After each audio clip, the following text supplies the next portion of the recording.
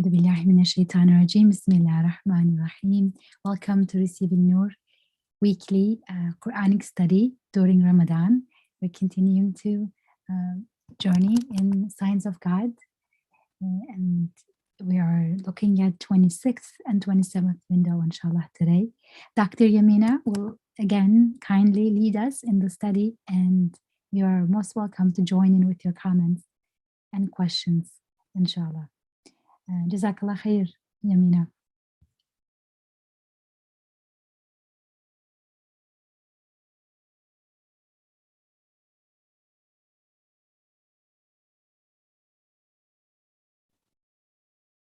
Thank you, Isra. أعوذ بالله السميع العليم من الشيطان الرجيم. بسم الله الرحمن الرحيم. والصلاة والسلام على سيدنا محمد وعلى آله وصحبه أجمعين. السلام عليكم ورحمة الله تعالى وبركاته. Allah bless your fasting and accept it from all of us, inshallah, in the best way that will bear fruits in this life and in the next, the real life, inshallah. So we'll start with the 27th window, and the 27th window starts with an ayah from Surah Al-Zumar, Surah 39, and it's a surah with the theme of ikhlas, meaning worshipping God alone and nothing else.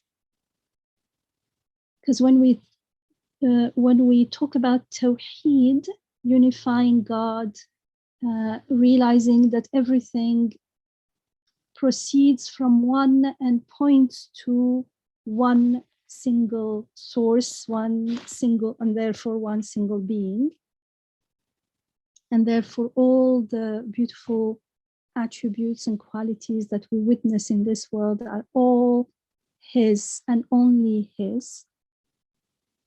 That Tawheed, when we say we believe in one God, one means 100%. One is 100%. 100%, if you write it, it's 100 divided by 100 equals 1. It means whole, complete. It means usually we think one as opposed to two or three.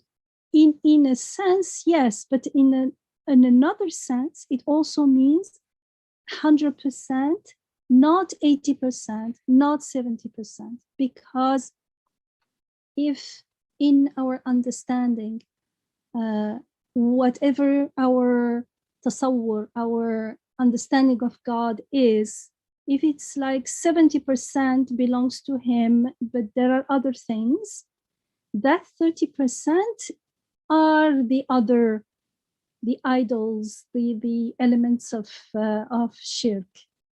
And for believers, that's more likely the case because we do not, no one claims that there are more than one God. However, in practice, those little elements that seem to be important in the sense that they seem to be somehow some sort of sources of benefits or harm. We either love them or fear them. We love them, we want to have them, possess them, work for them, or we run from them, we are scared from them, and we take action accordingly. So those things seem to be independently either sources of benefits or harms, independently of what we call God, because in the beginning what we call God may not be clear. And we are now at the 27th window, so now it's clearer. Now we saw how everything glorifies God, witnesses to Him, praises Him with His beautiful names. Glorifies Him means claims that they are not making or doing, they are not the source of whatever they are displaying, they are only mirroring, reflecting, they are only kinds of channels to whatever is coming through them. And so now we are at a higher level of ikhlas, a higher level of tawheed. And that's why this window starts with Allahu khaliqu kulla shay'in wa huwa ala kulli shay'in wakil. God is the creator of all things, and he is the wakil. I mean, it's more than just guardian. He has control, he has, everything is in his control over all things. Everything is dependent on him. So let's read the window first, and then we can, this is a surah that I love a lot, because somehow I found myself in the past always referring back to it, because it has so many key ayats related directly to Tawheed, and we may refer to a few of them, inshallah. Bismillah.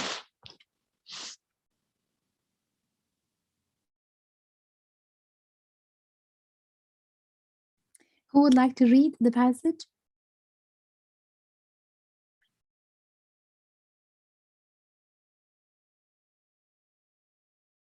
I can read, inshallah. Okay. Okay. Bismillah.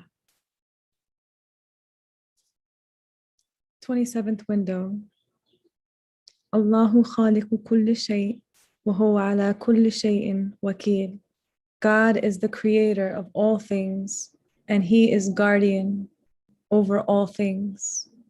When we look at the things in the universe that appear to be causes, asbab, and effects, we see that the most sophisticated cause is unable to create the simplest effect.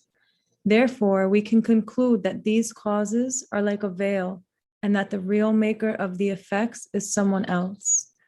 For instance, let us take a small example from amongst countless creations, the faculty of memory placed in a tiny space in human brain. We see that it's like a comprehensive library in which one's entire life is preserved with incredible precision. What cause can possibly be responsible for such a miracle of power?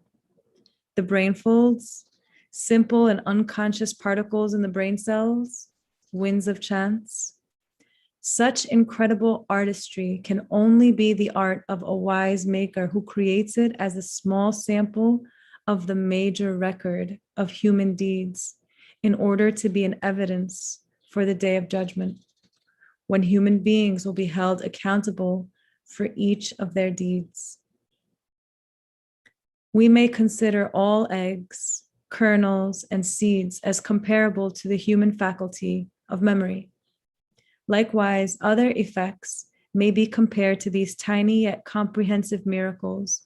Indeed, whatever effect and artful creation we look at, we perceive such an amazing art that far exceeds the capacity of its simple seeming cause. What is more, the artistry in these effects transcends the capacity of all causes combined together. Isra, can you go down a bit on the screen? Thank you. For instance, let us consider the sun, which looks like a major cause. Can it create a fly? If the sun possessed consciousness, it would state its incapacity as follows. Thanks to my creator's gifts, I have plenty of light, color, and heat in me. However, things that constitute a fly, like eyes, ears, life, I do not have, and they are beyond my capacity. Moreover, the wonderful art and embellishment in effects dismiss seeming causes. Instead, they indicate the necessarily existent one, the causer of all causes. Sorry, Isra, can you, I'm using the screen. Thank you.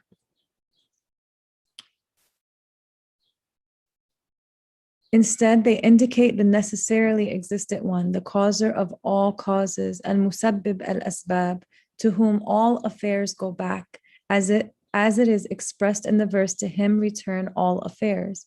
وَإِلَيْهِ يُرْجَعُ الْأَمْرُ كُلُّهُ.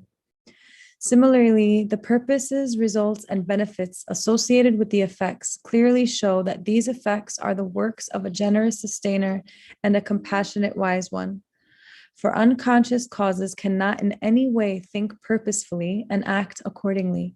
Yet we see that each created being comes into existence in accordance with not only purpose, but many purposes and wisdoms. Therefore, a wise and generous sustainer must be creating them and making such benefits their purposes of existence. Consider the rain, for example. The seeming causes of the rain clearly do not have the capacity to think of the needs of living beings and have compassion on them. Therefore, rain is clearly sent to the assistance of living beings through the wisdom of a compassionate creator who has created living beings and has guaranteed their sustenance. That is why rain is often called mercy, rahmah, for many compassionate benefits are included within the rain. It is as if compassion has become embodied in the form of rain, and it is coming down in drops. Likewise, the ornaments in plants and the embellishments and impressive skills in animals clearly demonstrate the necessary existence and unity of a glorious one who wants to manifest and endear himself behind the veil of the unseen. This means that the beautiful aspects of beings and their embellishments clearly indicate the attributes, sifat, of revealing and endearing oneself. And these attributes clearly show the necessary existence and unity of a powerful maker, Sani' Qadir, who is known, ma'roof, and loving, wadud. In sum, seeking causes points to the Creator in three ways. First, causes are simple and weak in comparison to the effects ascribed to them, which are very precious and display incredible artistry. Second, the purposes and benefits of an effect shows that its ignorant and unconscious causes cannot be its creator. Rather, only a wise artist maker, Sani' Hakim, can be the creator. Third, the embellishments and skills in the effects point to a wise artist maker who wants to show his power to conscious beings and make himself loved. O poor worshipper of seeming causes, how can you explain away these three important truths? How can you delude yourself?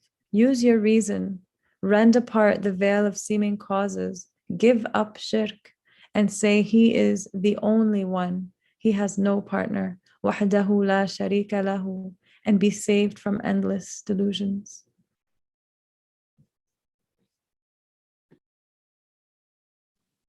Thank you, Sarah. So this is the subject. Today is the subject of causes and causality, which we have been discussing all this time because they are at the gist and the core of the fine line between shirk and tawheed, between conscious perception of the world in the way we are taught in the Quran and mindlessly looking at the world and interpreting without even being aware of, misinterpreting actually, because when we question those interpretations, they just fall apart. It's so important that if you look at the Islamic tradition, in Kalam, in theology, this is one of the main topics.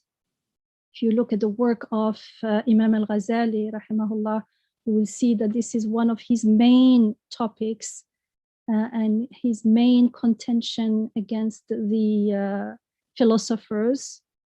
And if you look at the spiritual Sufi tradition, you will find that this is the main topic in the work of Rumi, Mawlana Muhammad Jalal al-Din al-Rumi, rahimahullah, and the work of Ibn Arabi as well, you will see that this is a recurrent topic, because unless this is clear, everything else is going to fall apart. It's like you're building a house, but it does not have foundation. This is the foundation of everything that we've been talking about, everything that it's also a recurring topic in the Quran as well.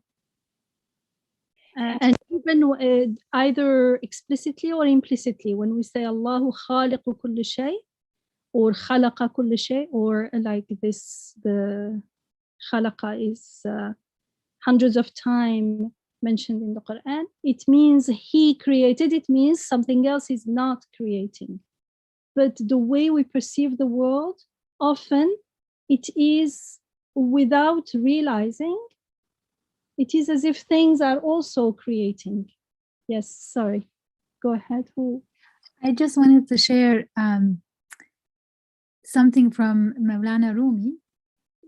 As you were saying, they all gave this topic of causality importance. He actually has a line in which he says, the Quran is all about, clearing away the asbab. Exactly. Because unless asbab is causes, if we see them as causes causing something, then they are not signs. Signs means here signposts, means mirrors to the beautiful names, to the divine, to the face of God. If they are themselves busy doing something, then we are not seeing Wajh Allah, the face of God in them, in the world. And everything is a cause, and everything is also an effect, because they occur, they're created in chains. The other day we were, Isras were visiting, and I have peonies around the house in three, like south, north, and west side of the house. And the ones on the south that gets the most sun, they're very tall, and they're about to open their flowers. The ones on the west are not as tall, but still quite, and the ones on the north side that gets only afternoon a little bit of sun, they're still growing. So I was telling Isra how easy it is to fall into shirk unless you pause, and unless you have learned how to pause and question things as we are taught in the Quran, which to me personally, it is the work of Imam Nursi rahimahullah. Not only these windows, but most of his work goes around this topic and teaches us how to look at the world in a new way. So pause, and is it true? Ask yourself, as we are told in the Quran, is it true? Can they create anything? Do you have any evidence? So in this case, the peonies, it looked like, come on, like the sunlight is evidently, it seems, having an effect on these flowers. Look, even the ones in the south, there was a bush in between. And so the ones behind the bush were just like the ones in the north, because they didn't get, the bush was shading them. So subhanallah, it seems like without sunlight, these flowers are not growing well. And it was not only those, there were other flowers. The ones getting direct sunlight were all full of flowers, and the others are still yet to flower, but it's the same plant, the same iris. Some are still now flowering slowly, but the others have been flowering. Subhanallah. So it seems like unless you pause and say, is it true? Yes, there is an order. Yes, there is a connection, but this connection is not that the sunlight is making the flower, is having an effect on the flower. It's just like we are told in the ayah that God says, we made everything alive by means of water, keeping in mind that water is lifeless and unconscious and unknowing and has no power, no knowledge, and nothing. Yet, no water, no life. But it does not mean that water is giving life. Water is, wherever there is life, there is water. So this is telling us something. The moment we break that misperception that we take for granted, of course, without sunlight, there is no flower. Look, they don't grow as much, and we stop there, and we don't do the La ilaha actively.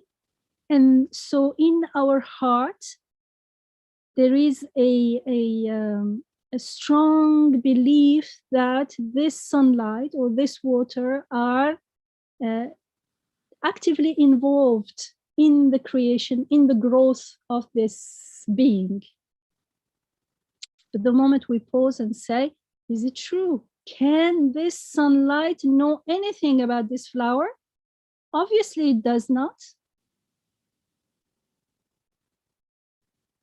So then you say, so what's going on here? There is an order, there is a wise, beneficial connection. That connection is the ayah. It speaks about whoever put this connection between these two things, this connection that is full of beneficial results. There is points to wisdom, to a source of wisdom. Whoever is doing it, it has wisdom and has power over things, has knowledge of these things. Dr. Yamina, I think that's a very important point, that they appear, and I see you highlighted here, appear to be causes. The things do appear to be creating other things, producing other things, affecting other things. And that's precisely why we need the Quran to come in and give us guidance, because if we are left to our own without this guidance, it really does look like, the sunshine is making your flowers grow, and this food is making you feel better. It does seem like that these things are causing things. So that's why we need this Quranic address, this message from beyond, saying that Allahu khaliqu kulli shay, because it doesn't seem so. It looks like, okay, there must be somebody who started it all, but it looks like some things are creating other things as well. But the Quran is coming in and saying, look carefully, Allahu khaliqu kulli shay, not some things. God is creating some things, kulli shay, and wa huwa ala kulli shay'in wakil. He's not just a guardian or wakil for certain things. Ala kulli shay'in wakil. Whereas in everyday life, we tend to say, well, I can't handle this, I'll turn this over to God. As if there are some moments where, we choose to turn things over to God. He is to whom everything is turned over all the time. Kulli shay'in wakil. And so that's why the Quran is saying that, because otherwise we do actually get confused. That's why this shows us how much we need the guidance of the Quran. And we need to confirm this guidance, that when the message comes, it doesn't just say believe in this or go to hell. It says believe in this for these reasons. And if we look at the Quran with this, even today I came across some verses where it was saying, they don't have knowledge. Those things you think make shirk, they don't know anything, they can't do anything. Can they? Actually, it was a question, can they know anything? Can they so that's why the Quran is reaching out to us with this message. That's why it's essential, indispensable. We wouldn't have found it on our own. And that's why the Quran is offering us clues to think and to test. And if I could add one more thing, that's why these windows are so essential. And Imam Nursi's work, rahimahullah, as he said, is essential because I read the surah recently and I just went over it and I noticed these passages, but whereas there's a way of reading in which you take that passage and say, really? Let me see the world through this. What else other clues do we have? Can I really confirm this? Allahu khaliqu kulli shay. Really? How? وَهُوَ عَلَى كُلِّ شَيْءٍ وَكِيلٌ. Really? How can I witness this? How can I what are the signs for it? And these signs are a very big deal because the Quran does talk about the signs all the time. And in a recent verse that I happened to read, it was saying those who don't believe in God and in his signs, in his ayat. So even though it may not be in one of the pillars of faith to believe in the signs, if we don't see the signs, we can't really believe and surrender truly. So it's, I just want to say that I'm really grateful that, frankly, we can't do without this.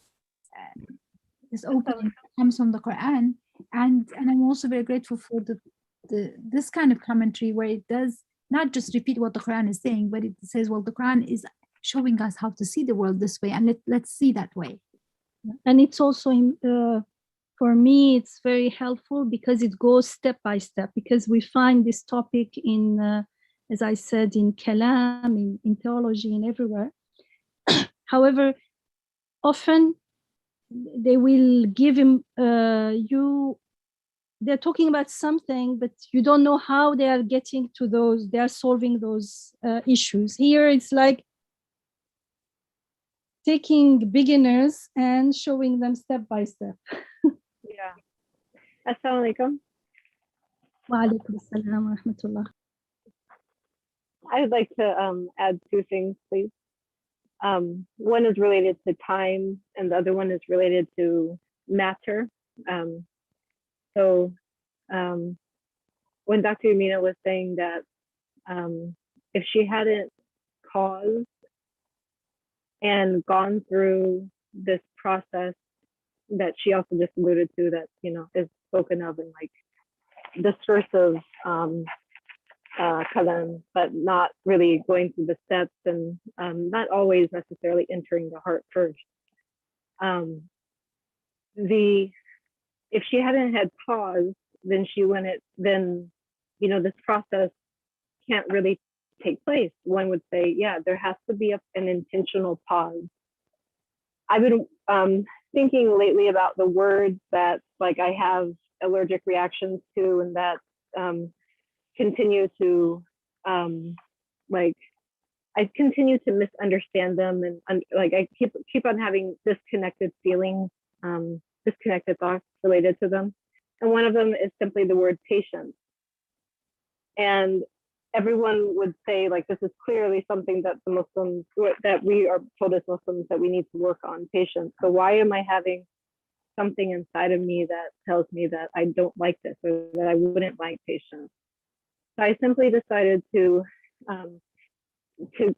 give myself a verbal description of patience that I would like. And one of them is slow down and take time and admit that it's okay if this takes time. And then I realized that I have no aversion to that whatsoever, because I have evidence in my life that when I slow down and take time, things turn out better, and I reap more. I reap blessings and things. I reap beautiful gifts from slowing down and taking time. So now, when I read Allah with the patience, I can read it. I can maybe have a new meaning for patience, because for some reason I had, some sort of slightly pejorative understanding of that word before. Now I can say Allah is with those who slow down, take time, and say, "Oh Allah, I am open to you teaching me in a way that will be slow and that takes time." And now Allah is with the patient. So, like, it solved this problem. for me now, I can see clearly how Allah is with the patient, because for a person that is saying to Allah, it's okay if this is going to take time, then that person has the receptivity to his name naturally, by way of having a good opinion of him. And so this was this reminded me, and just even slowing down to not pass by a single flower and anything in our lives without taking the time just to get into the moment before it passes, and not let it be a missed opportunity to recognize that it's coming from our Creator. And then the second was related to matter, physical matter, and this connection to the brain that Ustad mentioned. I was thinking of that actually with, if we could all think of like our favorite person we've ever known, somebody who's like been a great source or a great representative of love for us in our lives. And if you think about it, this person, they have this brain in their head, and they have their full body of creation, and they have their spirit that was brought into them, and they have their nafs and everything else that was created in them. And those things, since they were created, had no knowledge of how to bring to me the absolute joy that I received in receiving love from them, or as a way of my experience with them. And so this also is really special, because I think I don't need to describe that. Like, if you just realize that the person that you thought was the one who was so the one that was giving you the joy and the love, but when you realize that they could not have known all the intricacies of your heart to have been able to give you the joy that you thought you were getting from them, and then to realize that that was from the Creator all along. So I'm just celebrating this realization right now. Alhamdulillah, alhamdulillah. Yeah. The more we, let's say we fast, since we are in Ramadan, we fast from shirk, the more we consciously practice the La ilaha, and the more we are inspired with illallah, the more it becomes easier to have that patience. Patience means living in the here and now, because when we're impatient, we are instead looking to the result, and as if the result, and we realize we are impatient because we realize that we are not things are not under our control, and so we are there is some anxiety involved in impatience. But when the more we know that everything is under control, not my control, not someone else's control, but the control of the wisest, the Creator, the Maker, the one who is giving me this desire for safety, for whatever I'm looking for, whatever looks to the names of God, then it becomes easier to stay in the here and now and just look and revel in the manifestation, in the reflection of Wajh Allah, the face of God in everything. And there is a sense of awe and of gratitude. And that's why in the Quran, when the word sabbar, which is an intensive form of patient, not someone who is patient sometimes, but who is, it becomes like the person is really patience is one of their qualities, that it becomes their character. So in the Quran, you see it comes most of the time Sabbarun Shakur. Maybe it's always Sabbarun Shakur because that's how it is in my mind. Inna fi dhalika la'ayatin likulli sabbarin shakur seems to be like a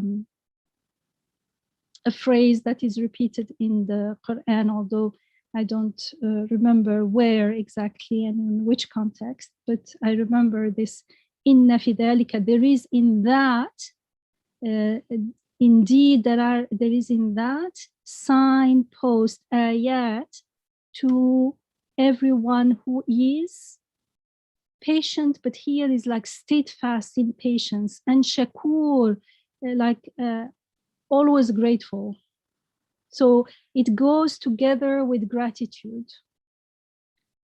And the gist of worship, of ibadah is gratitude. Because if there is no, if my worship does not lead me to a state of gratitude, then something is, I'm not getting it. If it's not moving my heart and my soul, it means I don't know. I'm claiming I worship God, but I don't even know him. I'm stuck in things that are blocking me from knowing him, or I am not willing. Either it's an ignorance, a lack of knowledge, or a lack of will. I don't want to go there. I don't want to surrender. There is also something that when Isra was sharing, someone may say, okay, inna Allah ala kulli shay, inna, what was it? Inna Allah khaliqu kulli shay. So he is the creator of everything. Okay, so what? What is it to do with me? This ayah particularly is very telling, because right after Allahu khaliqu kulli shay, there is wa huwa ala kulli shay'in wakil, and therefore he is the one who is the guardian, disposer of everything. Everything is dependent on him, because he's the creator doesn't mean he created. It's not even a verb, it's a khaliq. He's always khaliq, he's always creator, creating. So it's not like something was created as we imagine in our ghafla, when we are mindless. Something was created, now it's as if it's independent. No, if he is the creator, it means he's the creator all the time. He's the only creator. In between, there are no other creators. Therefore, he is wakil. Everything depends on him. He disposes and controls and guards and provides for everything all the time. And this is important, because we may think, so what is it to me if he creates everything? It seems like it's not relevant to me. Like we said at the beginning, when we don't learn from the Quran, the way we look at things, it seems like sunlight is having an effect. That's it. Unless I am taught to question it, as we are taught in the Quran, then it won't come to my mind. That's why it's so indispensable. But usually we don't feel the need for the guidance of the Quran, and we don't feel how precious it is, because we don't see the relevance. We say, okay, I'm living my life. I don't have time to pause and question whether it's water or whether it's the sunlight. Nothing to do with me. I'm making money, or I am busy with my child, or I have a career, or but the next part of the ayah is saying, وَهُوَ عَلَى كُلِّ شَيْءٍ وَكِيلٌ. You know, whatever you are looking for is only with him. So you'd better leave everything for a while, pause, because everything is from him. And if you are looking for anything from other than him, then you're just wasting your life. So it is relevant, Not only it's relevant, it is the most relevant knowledge or information that I can have access to right now. It is the most important thing that will totally change my life. Either living in, not only it's meaningless, but it's like I'm working on something, and at the end I will realize that it was in vain. Isn't that too late?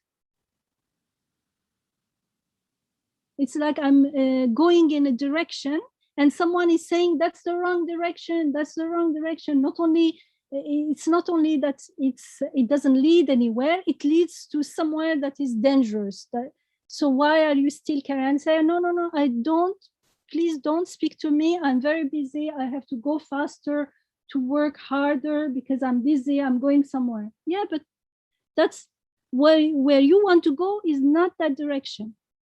Someone is telling you, look, what you want is here. I'm saying, excuse me, I'm too busy now.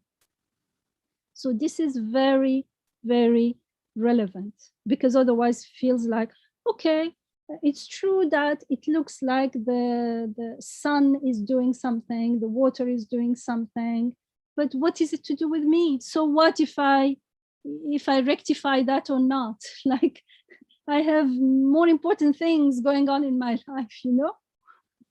Those important things, you can only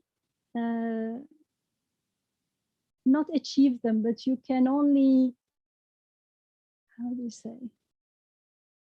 All those things will unfold their meanings to you, or what you truly need in this life and want in this life will truly unfold to you when you resolve this, because he is the creator of everything, and therefore everything is dependent on him alone. Everything is in his just look at how this surah starts, and then we can go through the text. The text is also very important, and mashallah, it's quite clear. This Surah Zumar, Surah 39, the first 3 ayat, 1, 2, 3, it starts with Tanzilul Kitabi min Allahi al-Aziz al-Hakim. The sending down of the scripture, of the book, is from God, the Almighty, the Wise. Dr. Yamini, could I just share 2 comments that came in? Oh, please, too. And then we.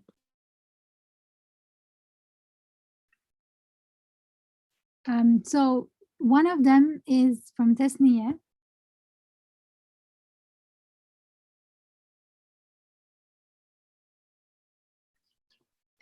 She says, I love the intimacy of the ayah, how Allah says He is the creator and He is the guardian. It's like He's telling me that I created everything, including you, and I'm guarding you, taking care of you. And that to me is so profound and so touching. I know many people, including many Muslims, have this belief that God created everything and has sort of receded into the background and left everything to chance and randomness. This ayah debunks that completely. He's completely under control, and He completely has control and is in the most intimate affairs of mine. Subhanallah. Yeah, yes. Not only of me and my affairs, but anything, anyone I care about. And Ziba has something. Ziba, would you like to talk? Yeah, no, I was just when Isra, you were sharing the ayahs of Sabbar and Shakur. Yeah, I was saying like both of those ayahs, subhanallah, they point towards like ayat. Like in both of those, there are ayat for the one who are Sabbar and Shakur.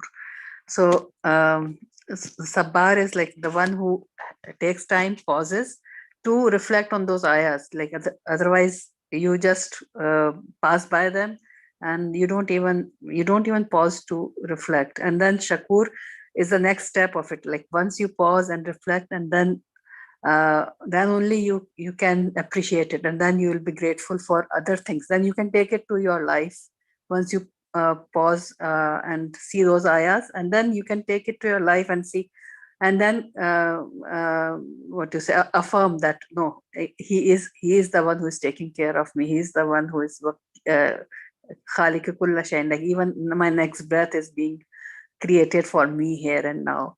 And yesterday I was also going through the ayah of something which said about the same thing. Like Allah said that ma yatihim min zikrin min rabbihim muhaddisan illa istama'u wa hum yal'abun.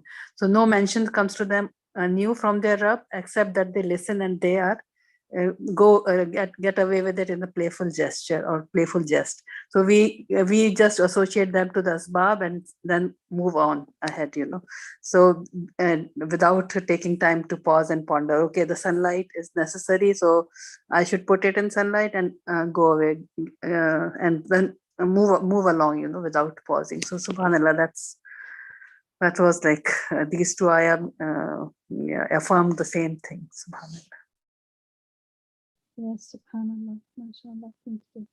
Thank you really for pointing that out, Ziba, because when Dr. Yamina said Sabbar and Shakur, and I just typed here the 4 ayahs that came up in the search, they were always together, Sabbar and Shakur. And you're adding signs, and yes, in all these 4 of them, there is a trio, signs, Sabbar, Shakur, in every single one of them. And so there is a connection between slowing down. Yeah. Yes, Isra, please. can I share something? Sure. So Yamina, you were just saying that if we don't grasp this concept, we are like, our life becomes a total waste. And what just came to me, like what seems very, when we don't work on those simple things, like, did this, like, is the sun the cause of this flower? Is the sun like the creator of this? Like, who is, then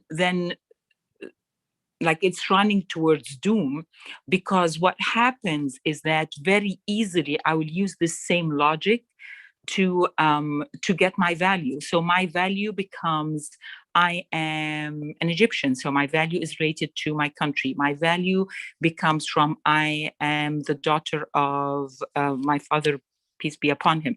So then it's totally related to him. So when he passes away, then I have no love, I have no value. Then my value becomes related to my husband. So if, like, and then my value becomes related to my children. So then as long as there's no Rabb, I'll be making up Rabbs, I'd be making up idols as I am living.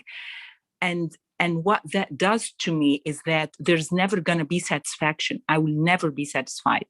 Because even if someone turns out to love me so much, they cannot love me that much all the time. Or if they're giving me what I need now, they cannot give it to me all the time. So that will never be, or they will leave.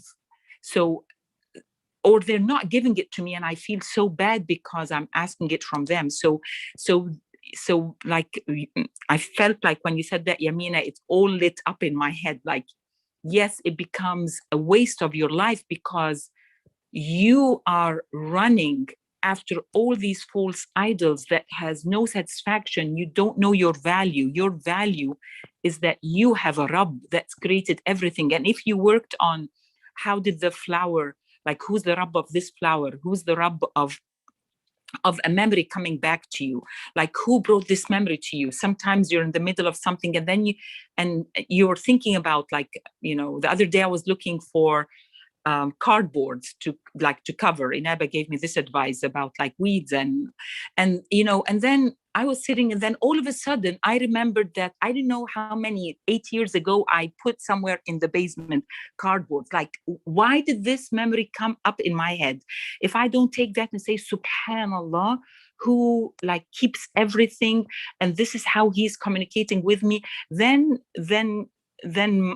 like I won't know my value, and then I will live my life running after things to give me value. And then what that would do to me, it will cause me sickness. I will be always drained, always unsatisfied. So it's not even that it will make my life happier. That's why when you said your whole life becomes a waste, but subhanAllah, there's always this comeback. I can come back and confirm this and change everything. So Jazakallah khair for that, Yamina. That just fell into place today. Jazakallah khair. Yes, that's why istighfar is so important. It's like rahmah, God's mercies. As long as you come back, not only that, even yubaddilullahu sayyi'atihim hasanat, even all those things are transformed into something beautiful, because now they become something we reflect on and learn from and grow through. But all this is, the more we realize the importance of this message, the more we realize the importance of the guidance of the Quran in our life, the more we feel the need for it. Because when we don't see, when we are unaware of the connections, and it feels like it's irrelevant. Okay, so Allah is the creator of everything. Okay, I know, I'm not.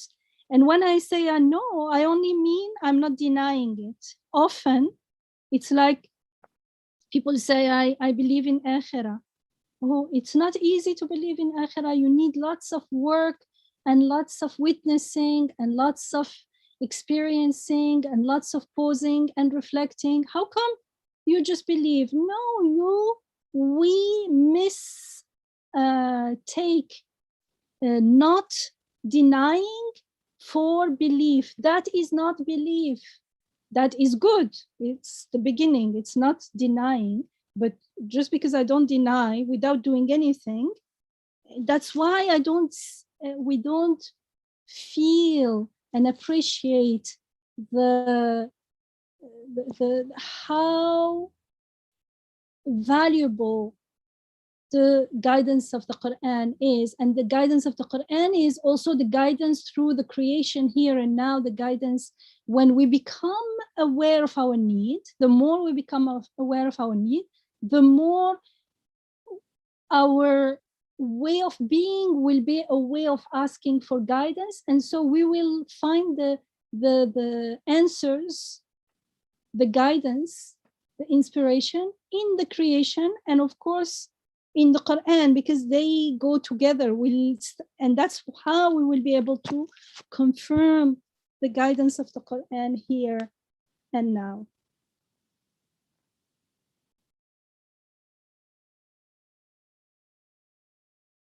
Was there anyone else? Seems someone else wanted to talk. No? Assalamu alaikum, Dr. Yamina. Assalamu alaikum, everybody. Saira here, Ramazan Kareem. Yes, I'm so grateful that I could log in today and just have the time to be a part of listening and going over Quran reading that you do. I just logged in, but the ayah that I'm reading, just the last two words, the Sabar and Shakur. This line itself makes me think that how important it is to be that way, given my situation in my life, as it has been and as it is changing or improving or staying the same.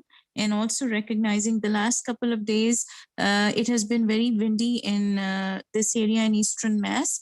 29th was my birthday and 30th was the day of my husband's second year passing.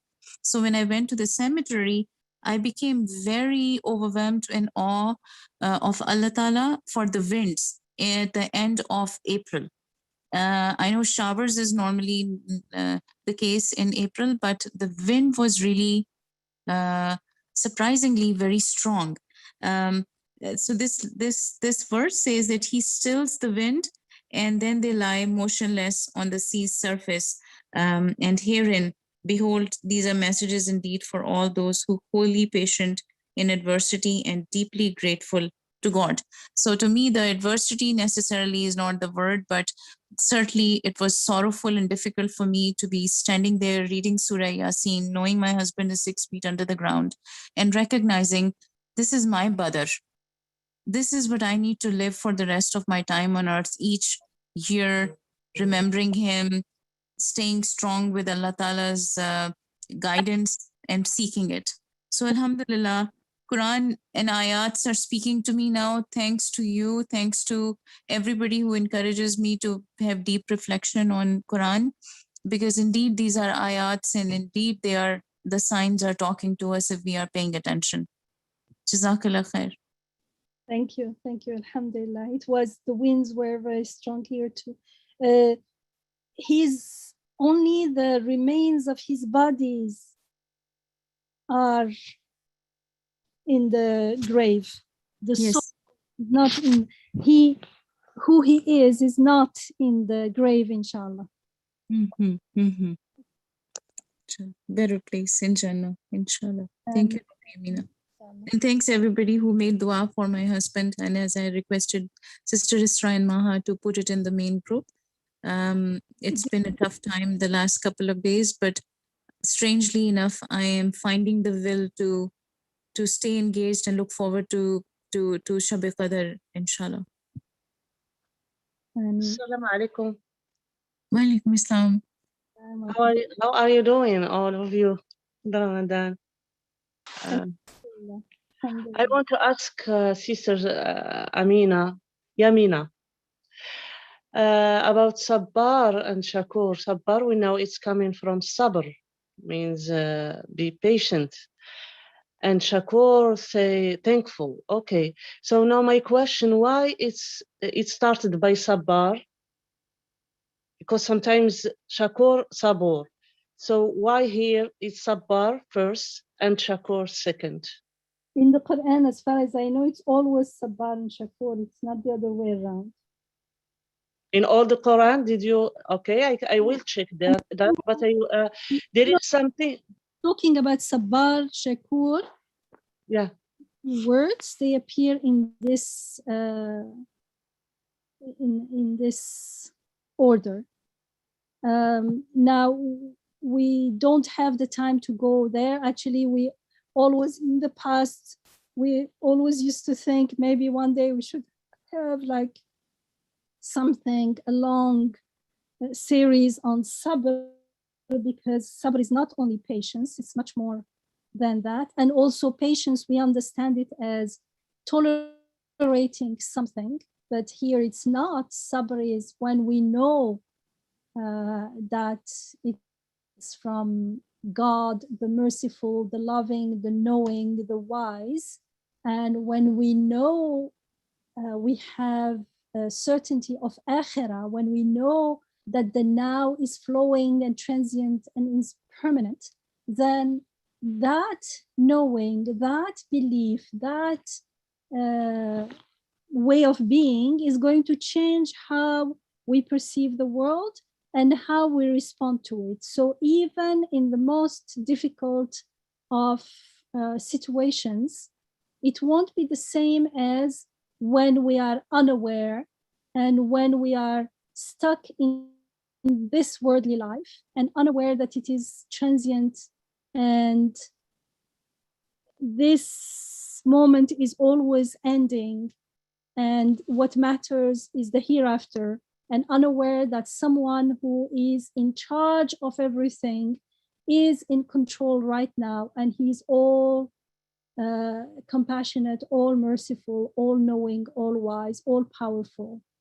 And we surrender to his will because he knows and we don't know. So it becomes much easier to surrender in times of hardship and to wait what the outcome is, because we don't know. But we wait with that surrender, with that certainty that as long as he wills it, it is the best. And with that certainty, we also try our best instead of giving up or despairing or so if we are inspired to take an action, it will become easier because we are not coming from a place of despair, of disconnectedness. And we try to act in his name as best as we can. So it becomes easy to be in a state of sabr. And when this becomes our part of our character, our temperament, then truly, if there is truly sabr, the person who is sabbar in the presence, in this way, as abd, as a recipient of rububiyyah, a conscious recipient of rububiyyah, then that person will feel the gratitude. So it will come after. Of course, you can say the more grateful you are, the easier it will be to have sabr. True. However, the starting point is with sabr, then gratitude, but that gratitude will increase our sabr, and it becomes like not a cycle, because this is going stronger and stronger.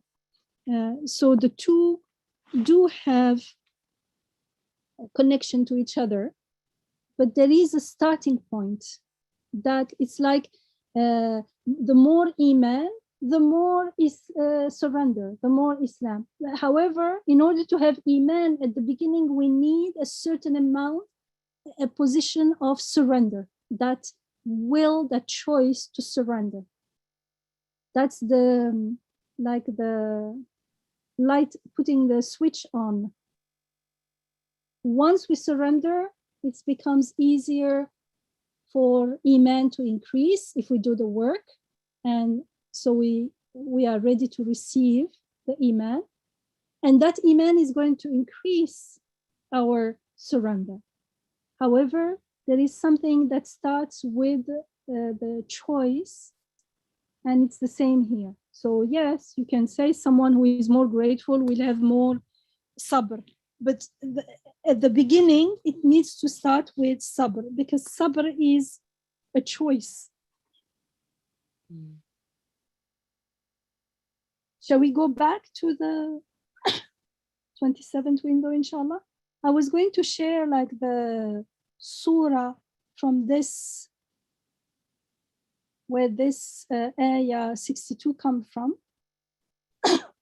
Ayah 1 is the sending down of the scripture issues from God, the Almighty, the Wise.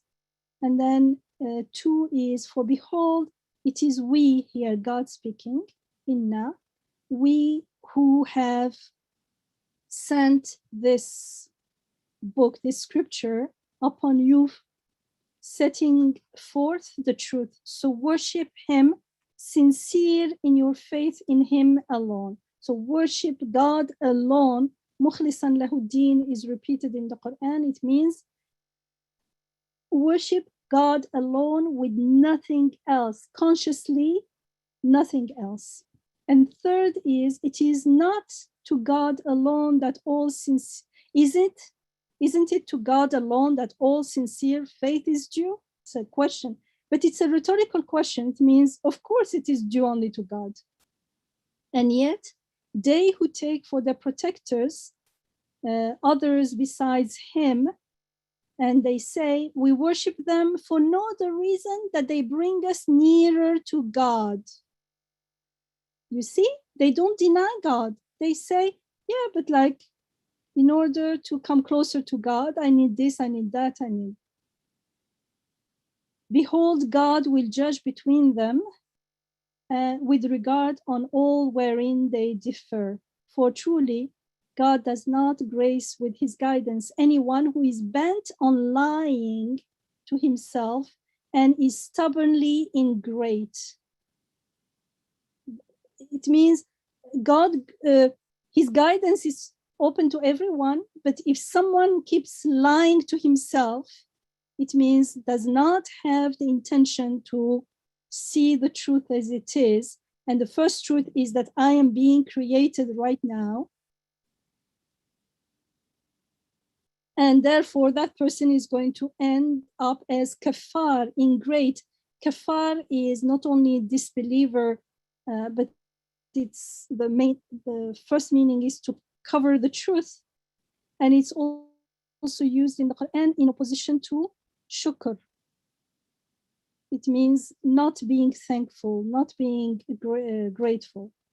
And in ayah 29 we are told God set forth a parable, a man who has for his masters several partners, all of them at variance with one another, and a man depending wholly on one person. Can these two be deemed equal as regard to their condition? All, nay, all praise is due to God alone, but most of them do not understand. لا يعلمون, do not know the reality. Here the man, the several masters, the causes. I need this, I need that, I need this, so many things. And one who has only one master, one Rabb.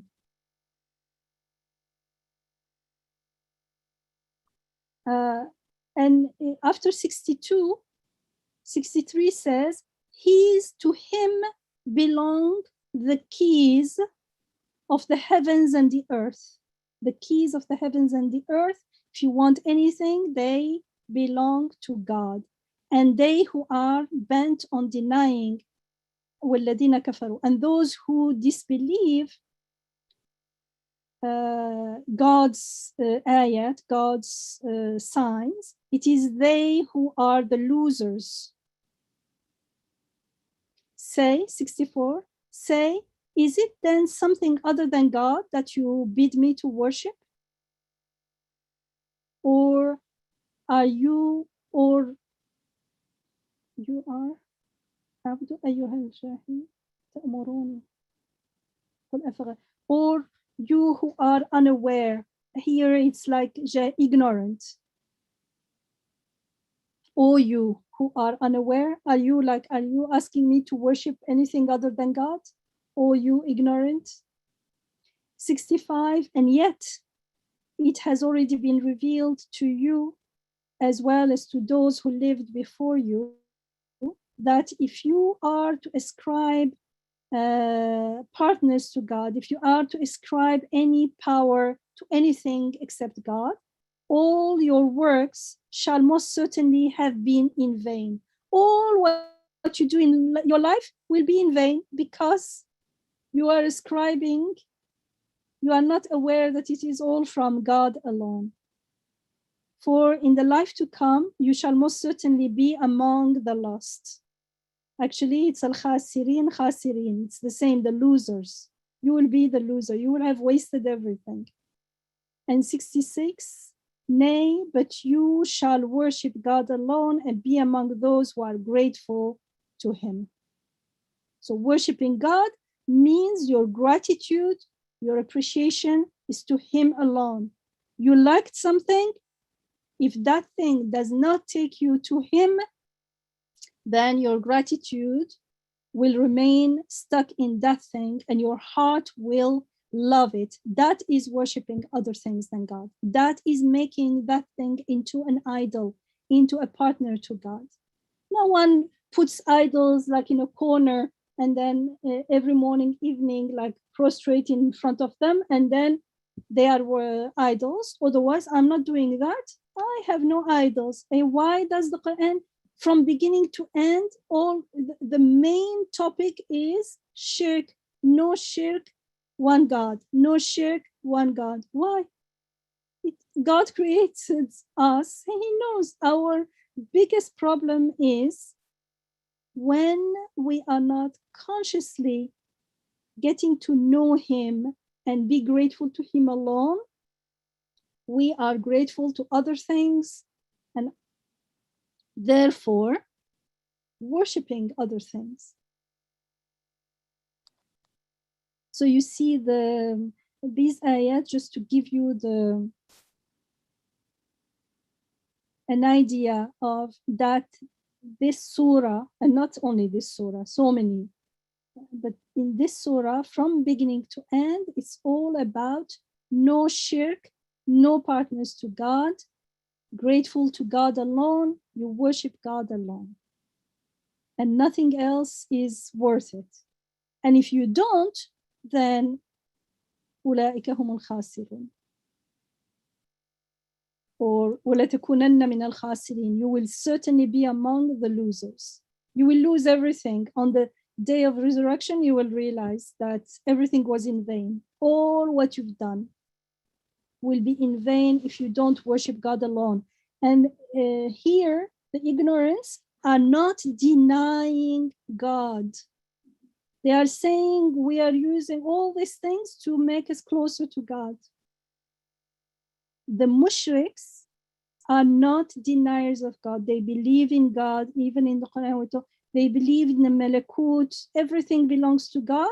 Yet, he says, how can you be so deluded? Why are you still not worshiping God alone? Why aren't you grateful to God alone? Why aren't you focused on God alone? Why is your heart full of so many other things? And you are not making an effort. You are justifying instead of saying, oh, when we realize it, astaghfirullah, let's work on it. Let's cleanse. La ilaha illallah, la ilaha illallah. It means la khaliqa illallah. There's no creator except him. There's no giver except him. There's no provider except him. If we are not on this path, then we will justify what we are doing. And so in this path, the la ilaha, how do we do it? If we just do it, of course, I'm a Muslim, I know, la ilaha illallah. I've seen this sun, of course it doesn't grow. You told me this, and just pass and go. Yes, your problem may not be with the sun, but my problem could be something else. If I don't do it with the sun when there is no attachment, because I don't have anything with the sun, then how can I do it in that close, in an issue where I have a strong attachment? I can't.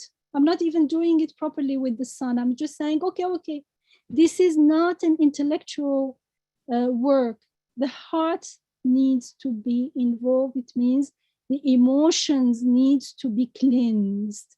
I have to pause and listen to my heart. How do I feel about it? With the sun and the flower, it's going to be, inshallah, easier. And it needs to be repeated, dhikr, remember again and again. And so when it comes to my idol, my baqarah, my calf, then there it's harder to slaughter the idol, to break the idol like Ibrahim alayhi salam. Then there I will have more strength because now I have the muscle of Tawheed is being practiced, it's stronger. So the heart and the soul are stronger. And first, I'm more able to catch my idols and more likely to have the strength to break them.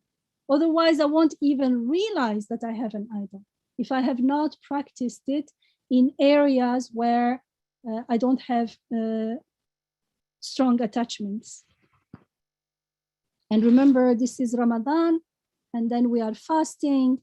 And the more we fast consciously and we fast from shirk, the more we accept and make peace and revel in our ubudiyah, in our vulnerability, the more we will be able to witness and experience and taste the rububiyyah.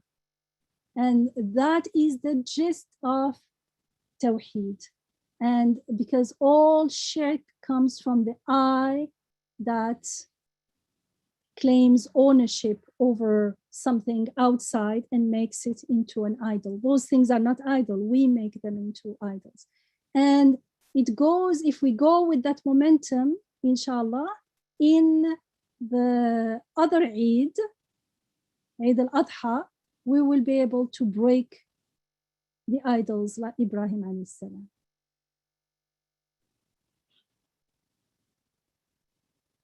So here it starts with, we look at things. So it's important because we want to, it's not only, it's conscious shahada. Shahada is witnessing, testifying.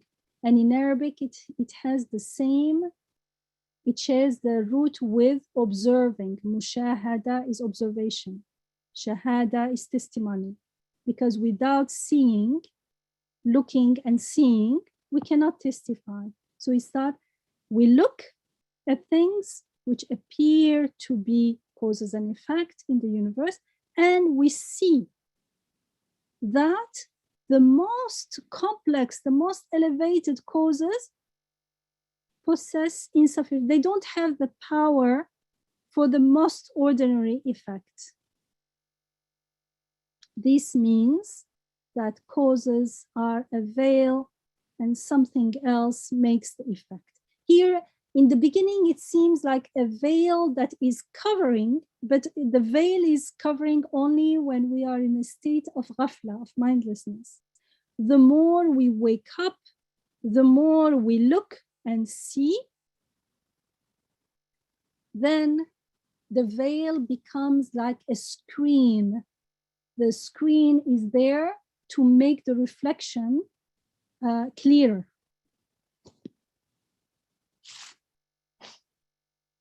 And then he gives an example, and some of you mentioned it, of the faculty of memory. This is actually, it's just the more you reflect and contemplate about the memory, the fact that we have a memory, the fact that we can remember is a miracle. So if someone says it's because we have, I don't know what cell there, how does the cell know? How does it do it?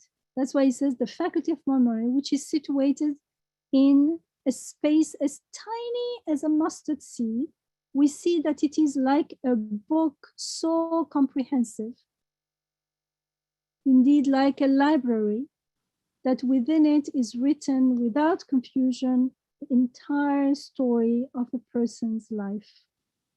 What cause can be shown for this miracle of power?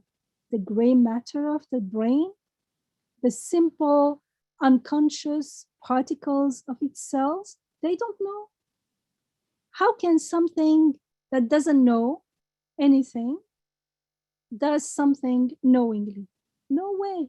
The winds of chance and coincidence, that miracle of art can only be the work of an all-wise maker who, in order to inform man that all the actions he has performed have been recorded and will be recalled at the time of accounting, writes out a small ledger from the great book of man's deed to be published at the resurrection, and gives it to the hand of his mind. Of course, it's not only for this, but this is one of the wisdoms that looks to Akhirah, that we understand that everything is being recorded, that we are accountable, but also we can't even imagine a life without memory. Well, we hear about amnesiacs, people who forget who they are or something, but they forget only one part about themselves. They don't forget how to do things. They don't forget lots of things. I mean, if we forget everything, we won't be able to learn or function in the world at all. We take it so much for granted, because all our experiences and what we do and everything, even walking. I remember a neighbor whose wife had Alzheimer, and he said sometimes she can walk and sometimes she can't. She could not, rahimahullah. So, and I said, how come? You remember Alia? Because he said, because some days she forgets how to walk. And so a nurse has to teach her, but he says sometimes she suddenly remembers and she can walk. Not related to her muscles of old age. Nothing to do with her muscles. It's because we take it for granted, but like everything is based on knowledge of the past experiences we We learned how we go do something, warm something, go around in the street, and we are not scared. We know these are houses, this is this is that. So even when we say someone is amnesiac, it just maybe they don't remember their name or something, but they remember lots of other things. They remember walking, you know, until you said this, I hadn't known that one I walking. SubhanAllah, I took it for granted. How come she can't walk? I thought something is wrong with her body. And then he said, sometimes she walks, sometimes she forgets. SubhanAllah. This is really a miracle of power and mercy and wisdom and rububiyyah. And Dr. Yamin, I just wanted to quickly point out, recently when I've been reading Quran ayats, oftentimes as child development is my field and therapy and all, I pay close attention to whenever Allah Ta'ala is reminding us that I created your body this way and these are the shapes and forms in which you are. And when you die, I can bring back the soul, repair it with the body, and the dust and the bones is going to be recreated. But what you just said about recreation and the body being becoming zaif or ill with illness, especially Alzheimer's, neurocognitive diseases, I think in my field are one of the most scary looking ones, where people lose memories, which is hard, and people lose ability to function. What makes me again in awe of Allah Ta'ala's power to either miraculously heal people or to as their trial be in that state and confront the illness full blown, is the fact that Allah Ta'ala has already told us that in Quran, that some of you will come to maturity age, some of you will die early, and those, it's in Surah Yasin, those who I give long life to, I make it in reverse. So a lot of times when elderly and also Alzheimer's patients are seen, their functionality is of the level of a little newborn, because they have to remember or be assisted in being able to, they get dependent on others because their needs in terms of speaking, in terms of moving their body and its functions, it's very dependent on other people's assistance. Or they just can't do any of that on their own. Like simple things like eating and folding laundry or moving with a stick or being able to point and focus with their eyes and be able to remember what they can say or not. And we take all these gifts as for granted. For granted, yeah. We pause and like there's so many things to be grateful for, and each is a miracle. So we take them for granted and we explain them with causes. And right after, the example he gives is eggs and seeds, because eggs and seeds are in a way, from one aspect, like memories. Like you look at the seed and you say, oh, this is like a citrus, because I can't recognize an orange from a lemon, but I can recognize a citrus seed, for instance, or this is a peach seed. How do we know? Because that seed is created in a way, it's like, in a way, it's a mini memory of the fruit, the tree that was before, or like the eggs, all kinds of animals, from birds to insects, all. So he says, but since they're comparable to man's faculty of memory, make an analogy with all eggs, seeds, and grains, and then compare other effects to the small and comprehensive miracles. Because whichever effect and work of art you look at, it contains such wonderful art that not only its common, simple cause, but if all causes were together, they would declare their impotence before it. And the ayah also says, even if the whole, for the fly, they would not be able to do it. Dr. Ramin, I wanted to point out, we're looking at on the screen the newer translation. I don't know if you see it. And I also wanted to say something about the brain. I like the way it is asking the question, you know, what cause can possibly be responsible for such a miracle of power? And it's worth pausing there, because it isn't that there is no cause. We're not saying there's no cause. There's a cause, but what you think is the cause is not the cause.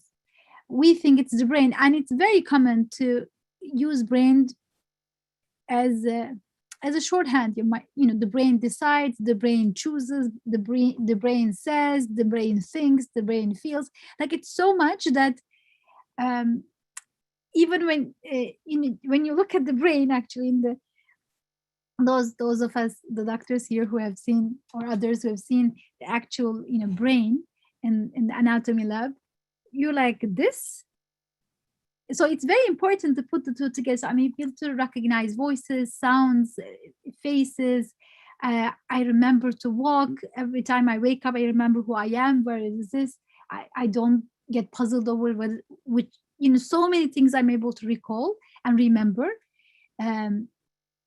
And what can possibly be responsible for it? And what has been ingrained to us is, oh, it's my brain. Well, brain is this gray matter. Look at the gray matter. Can this give you remembrance? Yeah. It's like someone goes to the restaurant and finds all this like beautiful, delicious food, and at the end decides that it's the kitchen. Because they're all coming out of the kitchen. Yeah, and I mean, there's a connection. And here's a brain picture that maybe we can just look at. And here it is. I mean, this is it. This is the brain. And when it's not in a living body, it's from the stingy. We should put it in front of us. It's like, this is it. This knows you and gives you memory. There is a connection, absolutely. I mean, nobody is denying a connection, right? There's a connection between your memory and that little bit in your brain, or there is a connection between your heartbeat and something in your brain. There is a connection, but that connection is nothing more than a sign. Like, there's a connection between a letter and the meaning, but the letter doesn't make the meaning. Yeah, and there is a connection between the bulb and the light, but the bulb doesn't know anything about the light. Yeah, so but the brain, if the brain is damaged, or that area in the brain is damaged, then you lose your memory. Yes, that's correct. There's a connection, but to turn the connection into a cause and to say that this gray matter is actually creating your memory, whoa, that's a major claim. And that's where the Quran is saying, no, God is the wakil over everything, including your memory, your sensing. These things are connected, but one is not making the other. Mm-hmm. Brain is connected to your memory, but it's not creating your memory. It's not producing your memory. It is related to your consciousness, but it's not creating your consciousness. Because look, it's not even conscious itself. How could it give you consciousness? But we say that. We say left hemisphere gives consciousness, right hemisphere, plans things, whatever, those things, as if, this is the cause. In the science books, it's the brain does, your brain does to you. You will start, it's like becoming like scary, like my brain is doing all these things.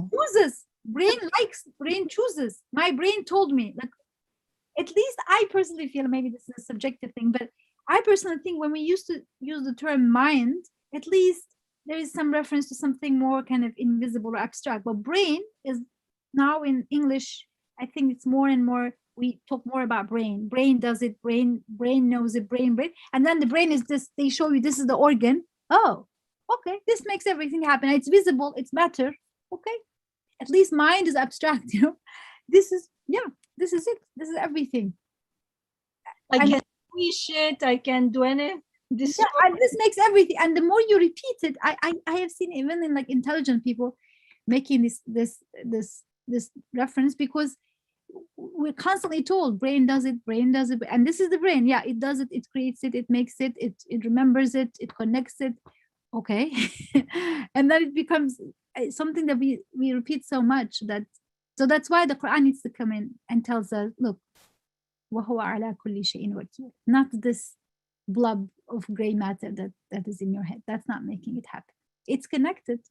God connects it too, but Or it's we are told in another part, like in Surah Al-Rum, Surah Al-Araf, like, can it create anything when it itself لا يخلقون شيئا وهم يخلقون? It cannot create anything because it itself is being created. Ali, did you want to say something? And I think Sarah as well. Yeah, I was just gonna say there's like so many brain disorders to prove this theory wrong. Like there's so many disorders that affect the brain in ways to prove this theory wrong. So Sarah, go ahead. That's all that I want to say. Bismillah. SubhanAllah, yeah, I was gonna say the same thing. SubhanAllah, what specific example of that came to me a couple of days ago. I'm not sure exactly how it came, but I was walking, and then this concept of who I am, which I feel like is really a huge point of reflection for the second Eid for me. But we take for granted, like, okay, I am this, I like this, I don't like this. But then something came to me, like with a traumatic brain injury, you're not the same person at all. Like you're a totally different person. Mesh, hold on. With a traumatic brain injury, you're totally not the same person at all. So then it occurred to me, like, wow, then SubhanAllah, who am I? I'm totally not this person that I think. Mesh. That's all. And usually the underlying reasoning is the same that we learned at school from the very beginning, is if this part of the brain is destroyed, then you don't remember or you don't see or something, therefore it is doing it, which is in logic, it is illogical.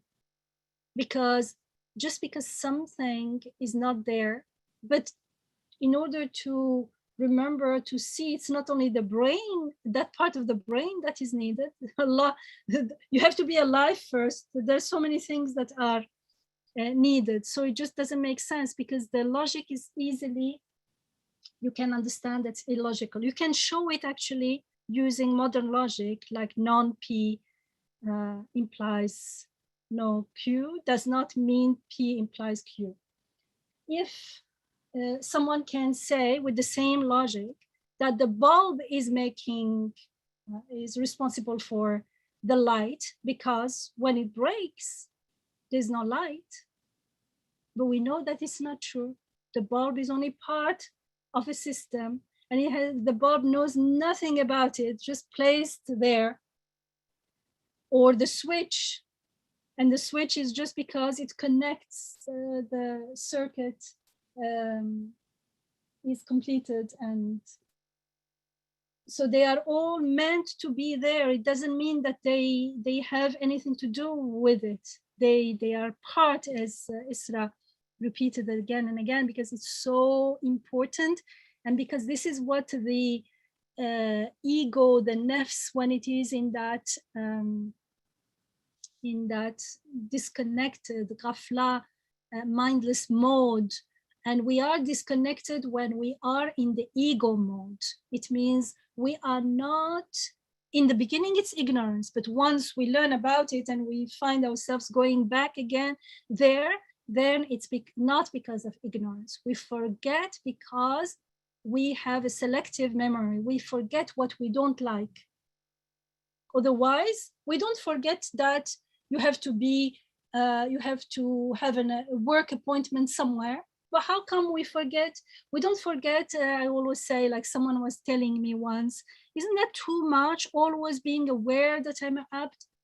And the person was an MD, I said, and works in a hospital, and says, do you ever forget that you are a doctor? And especially when you are in the hospital? No. How come? Like, is it a burden? Oh, I have to keep remembering I am a doctor, I am a doctor. No, it's because you totally embrace that identity. You have no doubt about it. But if we don't embrace our identity as created beings, totally dependent on our Rabb here and now. And we have so much evidence about it. Just if you're not convinced, stop, take a weekend off and pause and reflect about it, and you will find so many evidences. It means we're not embracing that because the ego wants to claim independence, claim its rububiyyah on its own. And so with the same logic, like not Fir'aun, but who was it with Ibrahim alayhi salam, who said, I give life and deal death, like Namrud, was it Namrud? Yes, Nimrod, when Ibrahim alayhi salam says that God gives life and deals death, he says, I do the same. He brought two live prisoners. He has one killed, and he says, you see, I deal death, and the other one, I spared him, so therefore I deal life. This is cheating. And we do, and so then when we are in that state of disconnectedness, we do not question the reasoning of the bulb is somehow related to giving light. No, it's part of a system, part of an order. Clearly, someone has put it there. So how come if there is no water, the plant doesn't grow? If there is no brain working, or the brain is damaged here or there is no memory or this or that, it means whoever is creating this brain and the brain is functioning in a brain only in a living body, which in science is totally dismissed, not talked about, as if the brain on its own exists somewhere. And I am alive within the whole universe. The whole universe has to be like this, the air and everything. And that life does not depend only on this universe. It can, everything while being totally intact. I was not here in this world. I appeared, and one day I will leave. And everything is the same. And when you take a body that's just died, the body is totally intact. Yes, yet there is no life. It is possible that with natural death. So it's not just because something is missing. That life is coming from somewhere. That's whoever is giving life is creating in this body, creating the brain in this body, creating it with these connections. Those connections, when we look at them this way, they become mirrors reflecting the order, reflecting the wisdom. The benefits reflect the wisdom, the power of the maker, the creator, the orderer. Otherwise, they become veils, making us forget about the creator, and we get stuck in it, and as if it is making things, because without it, it won't happen. This is totally illogical and makes no sense. Yet I remember in elementary school, it is the first thing that we learned. We had like plants, we planted seeds in cotton, and then when they grow, we didn't give water, and then we put a cardboard, no sunlight, you see it's wilting. This was our first science classes, shirk.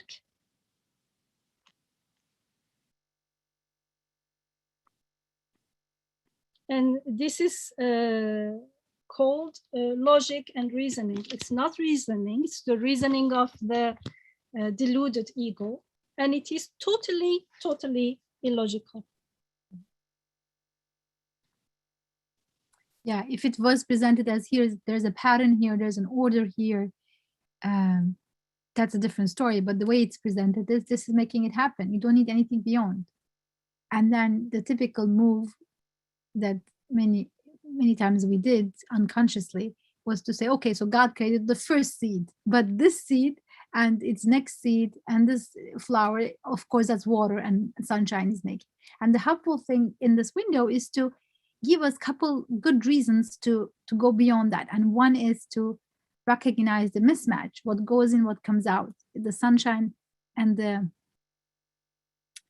three flower example. Yeah. So the sunshine example, for instance, it says, you know, if the sun could speak, it says, well, thanks to my creator's gifts, I have plenty of light, color, and heat in me. And even those you can look into, but let's think of sun as having light, color, and heat. Even like those, how could they give life and make this intricate design and turn that into a leaf or a flower? It doesn't. I mean, it doesn't. So we need to really, the first thing we need to do is to see that there's a mismatch between what goes in and what comes out.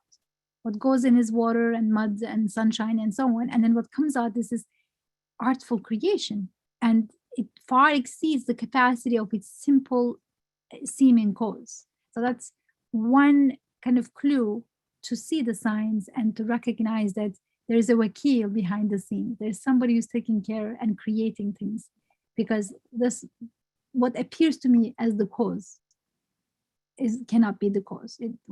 Because what's coming out of it is exceeding the capacity. It's like an egg. What comes out of it is a very alive bird with all colors, flying, singing, eating, connecting with so many things, going, knowing which flower. How can an egg, and all the time, it's the cause is much, it's very simple, doesn't have life, doesn't have anything, and its seeming effect, the seeming cause and the seeming effect is totally unrelated. It's so more complex, so much higher. How can something inferior produce something that is much higher? Dr. Yemin, do you remember we were in an academic conference some years ago, and when you gave this example, or somebody, gave this example, and some professors, philosophy professors from the audience said, but don't use that example, that's alive, and we don't want to talk about alive things. We were like, what? You don't want to talk about it, but there's a seed that, you know, becomes alive. So we don't want to talk about that. They said, oh no, give us a different example, because we don't want to talk about alive things when we talk about causality, because it's too hard. Why is it hard? It's clearer there. Those were not Muslims, like. Yeah, but you know, they were professors and they had studied causality and all that very, very sophisticated ideas, but they didn't want to look at the example. And the Quran keeps giving the example of vegetation, things coming out of soil, life. It was like it was in London. It was a conference on Islam and science. So everyone's subtopic was Islam and science. And I talked about causality. It was like the audience were the young students and things were very interested. Everyone was like, where can we learn this? But the people in the panel were like, where did you get this from? It's not from the Quran. There is no such a thing in the Quran. We know God. So for them, it was all Islam and science was talking about the history, how Muslims in the past, there were lots of Muslim scientists, and they did this, they did that, and Ibn Sina, and which is okay, good. But Islam and science is not Muslims and science only. And even if you talk about what Muslims did, how was that from related to their being Muslim? Because someone may say, okay, they were rich and every civilization has its peak. So it may not be related to Islam. I think if Amina, sorry, Dr. Yamina. Don't you remember the series that Dr. Mustafa Mahmoud, Allah yarhamu, did about a very popular TV show? We grew up with it, and because he himself moved from a doctor to atheist, then coming back to faith again. So he did this series till his death about, and he called it Al-Ilm wal-Iman. So I'm puzzled that some people in London that seems to be Muslims, a panel supervising that topic that you guys are talking about, they want to approach it historically, because everybody knows Mustafa Mahmoud in that planet, including London planet.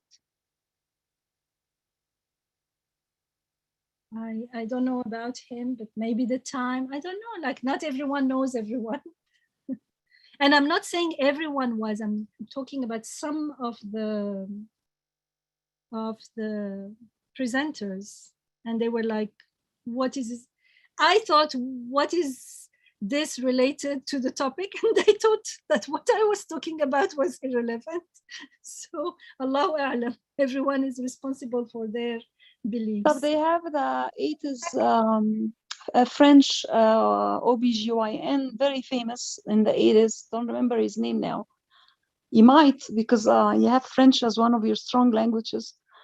And 80s, he somebody exposed him to the verses because he had just discovered of how the womb and the creation of the womb, like if I look at it as a structure, so he discovered finally what is the structure of a womb with the technology of the 80s, and he was very proud of it. So somebody showed him Quran verses about what is the womb is about and how that the fetus and all of that stuff. So he became a Muslim. And for a long time, I lost touch with that dude in the 90s when I moved here. Became like one of the biggest people that speaks, and London and Paris are not very far away. But thank you for that. Now we are talking here about something more general. So it's not only something that was unknown or something that looks like particularly miraculous, mysterious. In the Quran, it is about finding God in the so-called ordinary. Because usually we wait for something extraordinary and they say, you see, people didn't know that how it works. This is a miracle of the Quran. That is true. However, that will be very limiting and reductive. Here it's everything, the day and night, the sun, the moon, the water, the plants, the trees, the wood, the fire, the food you eat, your seeing, your hearing, your understanding, everything that we take for granted, that seems to us as ordinary, we are told they are miracles. Remember, the word ayah, which is signpost, is also used for the units of the Quran, but it's also used for the miracles of the prophets, because everything is a miracle of power. Everything, nothing can happen without God's willing it here and now, as far as we are concerned, here and now. Of course, for God, there is no time. So this emphasis is very important. Everything that seems ordinary, like the brain remembering, the seeds, eggs, every single thing is a miracle of power. Maybe, Isra, before we stop, can you go down to the paragraph when had 3 ways that they are showing that? Yeah, I thought that paragraph is summarizing because this is the first way. Yeah. And then the second is the artistry, and the third is the purpose. Yes, this one. Can go to this, and it would be good if some people volunteer to present it, because the whole thing is that everyone participates, and we spend the week pondering and reflecting on this topic. But just to finish today, keep it in our mind so we can read the summary at the end. Okay, yes, so it's here. By the way, the link to this text has been sent in the newsletter, so you can always find this text after the class as well. So we are here toward the end. In sum, seeming causes point to the Creator in three ways. First, causes are simple and weak in comparison to the effects ascribed to them, which are very precious and display incredible artistry. And if I may add in brackets here, we are right in an amazing season to reflect this. We have a lot of sample causes and effects blossoming all around us. So inshallah, we can reflect on this. So that's the first. Second, the purposes and benefits of an effect shows that its ignorant and unconscious causes cannot be its creator. The purposes and benefits of an effect show that. So it's not only that it is very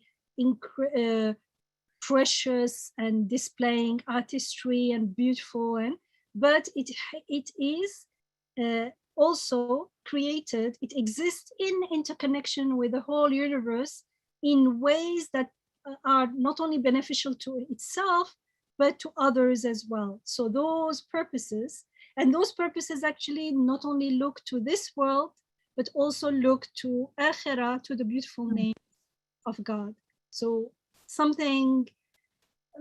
But just the initial, purposes and benefits, I mean, that could be enough for reflection. I mean, there is fluid in your kneecap that has a purpose. Then you ask, well, the fluid knows it. Does the muscle in there knows this? So it's not static in itself, just displaying incredible artistry. Yeah. So second, the purposes and benefits of an effect shows that its ignorant and unconscious causes cannot be its creator. Rather, only a wise artist maker, Sani' Hakim, can be the creator. Third, the embellishments and skills in the effects point to a wise artist maker who wants to show his power to conscious beings and make himself loved. This is why all this is going on. And also we talked a little bit about this before in a window when we said that the hardest thing is to explain is beauty, because for other things they take it, they put a name, they put a label, but to embellishment is even more like, why is the problem so beautiful? It's for the bees, really, just for So mean in the previous window, beautiful means we are attracted to it. The human heart, the soul long for it. We love it. That love is, it means whoever is making this is making himself loved. Yes, yes. So inshallah, then we can pause here for today. 27th window is a good connector of so many things that we have been talking about regarding causality, which leads us to see science. So inshallah, if anyone would like to read this and reflect on it and share next time, you're welcome to just add your name while commenting as a comment on the text, so we know that you're going to be presenting inshallah next week. Now, Dr. Yamin, I have a question. It's almost 4 o'clock. We had said that we are going to have a Ramadan check-in meeting after the halaqah, but maybe I'm wondering, maybe should we do this another time, another day? Dr. Yamin, Dr. Alia, and others, what do you think? There is some time before Asr prayer, so it's up to you, inshallah. Maybe we can just do a quick check-in. So I guess one thing that happened last time is that people said they're using the check-in in ways that as an intention list. And then others said, no, we're using this as our confirmation list. They're using it to reaffirm, like an affirmation list. So it becomes like a daily practice. Sometimes it's twice a day, at the beginning of the day and at the end of the day. But today's discussion, we're realizing that this is our list to get into, to identify with ourselves as abd. Like, this is part of this practice list. Like, if we think that we want to reach our next stage, I love this idea and vision that you gave us, where we're able to break down our idols, whatever are those idols that we made up, then like this list and adding to this list, making it, personalizing this list and working on it becomes our way to totally identify, like, totally embrace the identity of an abd. So it's like, a list of embracing who we are. That is something that I want to say. Like, if we, if anyone else has a comment that they would like to. Excuse me, if we are starting that, can we finish this session first, inshallah? Bismillah. سبحانك لا علم لنا إلا ما علمتنا إنك أنت العليم الحكيم وآخر دعواهم أن الحمد لله رب العالمين اللهم أرنا الحق حقا وارزقنا اتباعه وارنا الباطل باطلا وارزقنا اجتنابه آمين والحمد لله رب العالمين والصلاة والسلام على سيد المرسلين وعلى آله وصحبه أجمعين آمين يا رب العالمين. جزاك الله خير. Sorry, I jumped in. I should have.